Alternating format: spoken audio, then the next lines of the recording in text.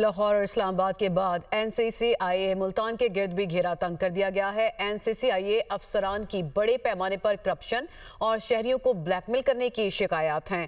ریاستی اداروں نے این سی سی آئی کے سابق ایڈیشنل ڈائریکٹر سمیت ملتان ریجن کے تمام افسران کے خلاف بڑے پیمانے پر تحقیقات کا آغاز کر دیا ہے۔ اسی سے متعلق مزید معلومات ہم لیں گے۔ بیورو چیف لاہور حسن رضا نے ہمیں جوائن کیا۔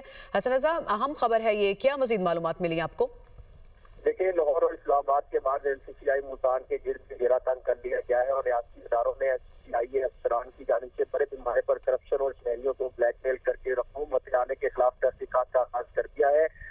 چند روز قبل ایڈیشنل ڈائریکٹر این سی سی آئی سے متعدد افسران کو ان کے عہدے سے ہٹایا گیا تھا۔ سینکڑوں متاثرین سے کروڑ روپے ہٹائے گئے۔